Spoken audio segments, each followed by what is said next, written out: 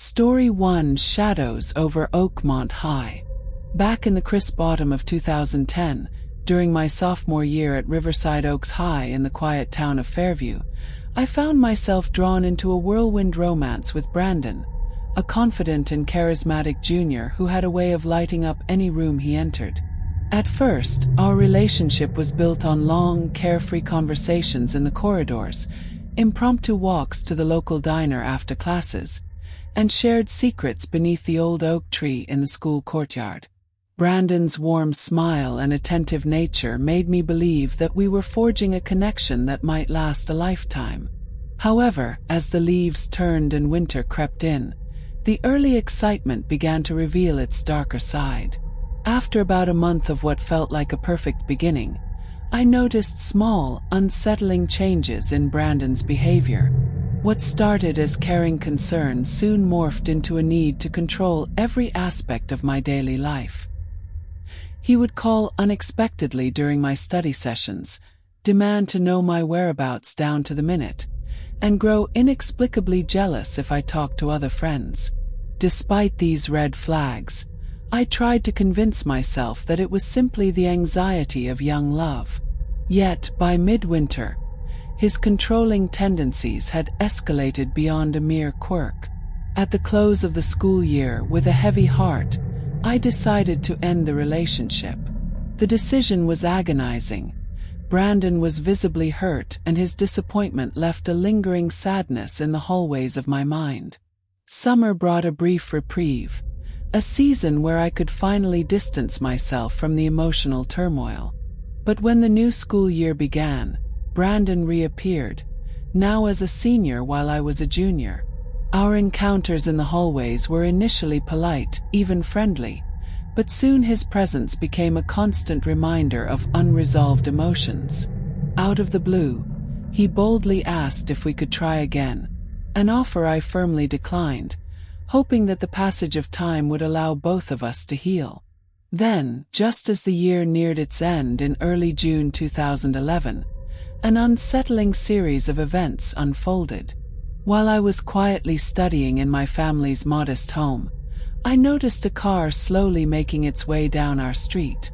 My heart sank as I recognized the driver, Brandon. He parked briefly right in front of the house, as if waiting for me to come outside. The car's idling engine and his lingering gaze sent a chill down my spine before he abruptly drove away, leaving me in a state of alarm and uncertainty. That same night, around midnight, my phone rang repeatedly from an unknown number. When I finally answered, the voice on the line was unmistakable. Brandon's voice, pleading and desperate, insisting he needed another chance. Fear overtook me, and I quickly ended the call and blocked him on every communication channel. Just moments later, I heard a frantic pounding on my window. Peeking out from behind drawn curtains, I saw Brandon, now with a baseball bat clutched in his hand, attempting to force his way in. Panic-stricken, I raced to find my father, who fortunately was awake. He rushed to my room and helped secure the door until the police arrived. When they finally showed up, Brandon had already vanished into the night, but his terrifying presence was indelibly imprinted in my memory.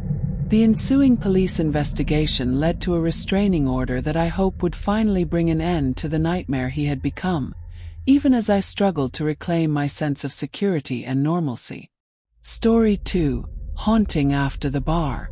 In the bustling urban sprawl of Midwood, a city pulsing with nightlife and endless possibilities, I met Ethan on a warm spring evening in 2017 at a popular downtown bar known for its eclectic music and creative cocktails. His easy charm and effortless wit drew me in almost immediately.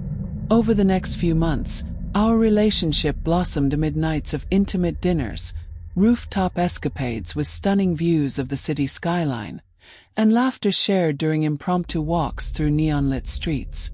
For 3 short months, the thrill of romance filled my days and nights, and I believed that we might have something truly special. But as the months went on, it became painfully apparent that our connection was more fleeting than it seemed.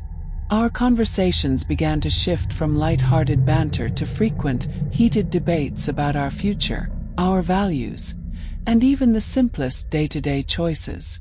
These disagreements, though initially small, slowly grew into bitter arguments that left both of us feeling misunderstood and resentful.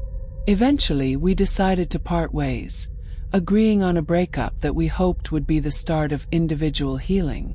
Not long after our breakup, around early summer, I began receiving anonymous texts from numbers I didn't recognize.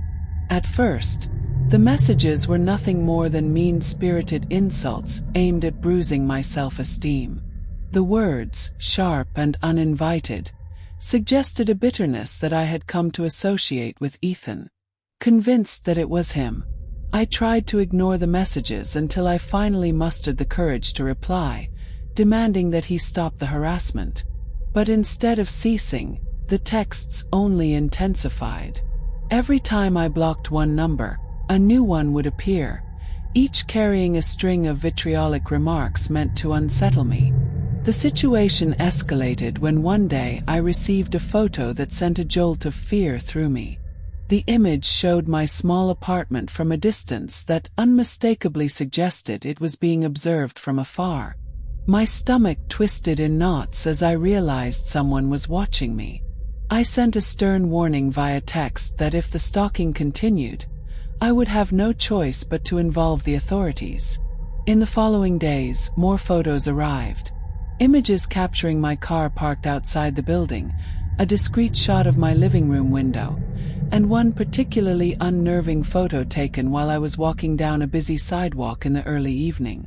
Each new photo increased my anxiety, leaving me sleepless and paranoid. Weeks of this relentless harassment passed before the messages abruptly ceased, leaving behind a haunting silence and unresolved fear.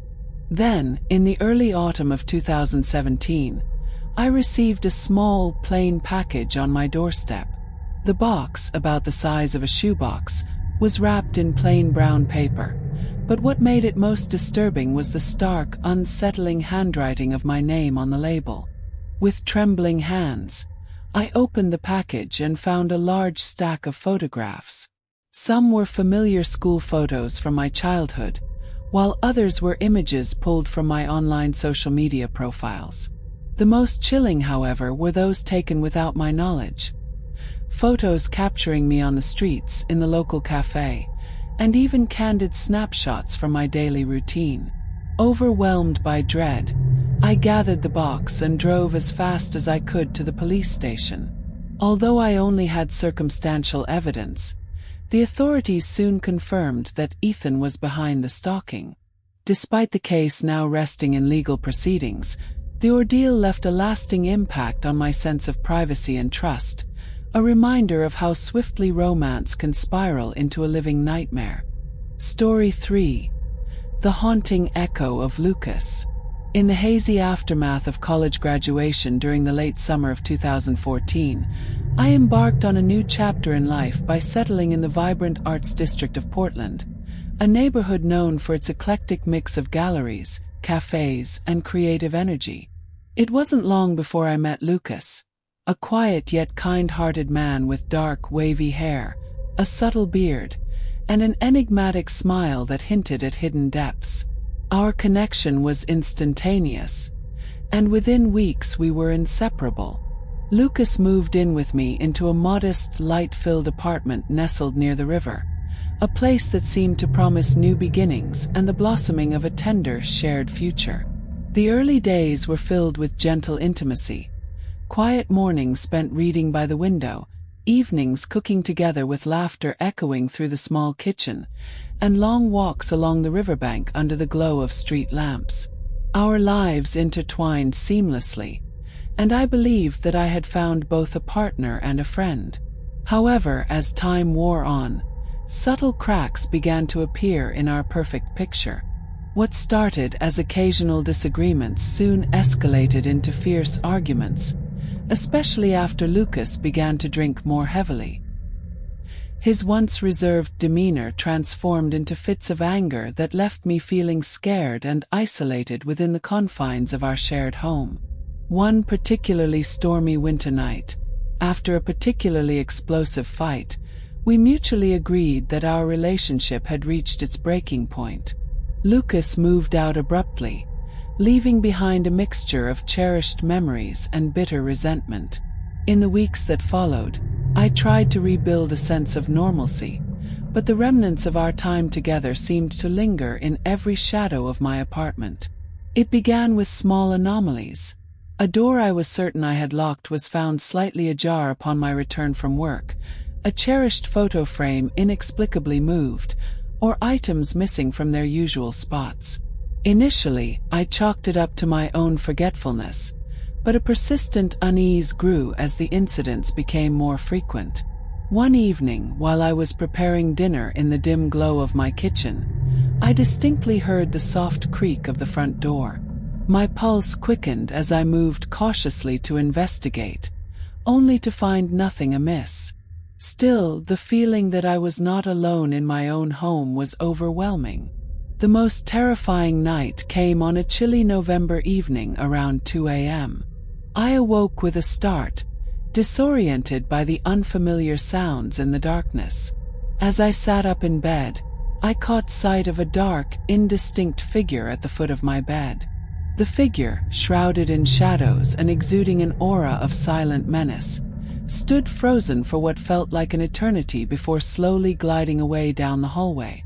I lay there paralyzed, heart pounding, until the distant sound of footsteps faded into the silence of the night.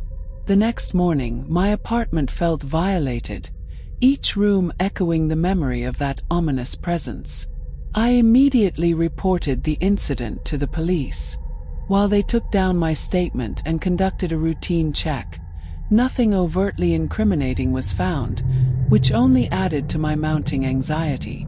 Then, 2 nights later, as I slept fitfully, I was jolted awake by soft but deliberate movements in the dark corridors of my apartment.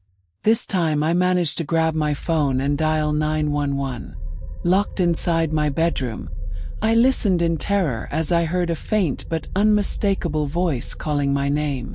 It was Lucas, his tone a mix of remorse and desperation, as if he believed he could erase the pain of our breakup with a simple apology. In the midst of this surreal encounter, frantic knocks resounded at the front door, and soon the sound of approaching police sirens provided a temporary sense of safety. In the aftermath of these chilling events, it emerged that Lucas still held a spare key to my apartment, a remnant of a time when we had trusted each other implicitly. The realization that the man I once loved could intrude into my sanctuary with such impunity was a bitter betrayal. Even now, as I navigate life in my 30s, the memories of those eerie nights and unsettling intrusions continue to haunt me. Each day, I struggle to reclaim the peace and security that once defined my home, all while grappling with the lingering impact of Lucas's presence in my life. A presence that, despite his obvious need for help, has left scars that are slow to heal.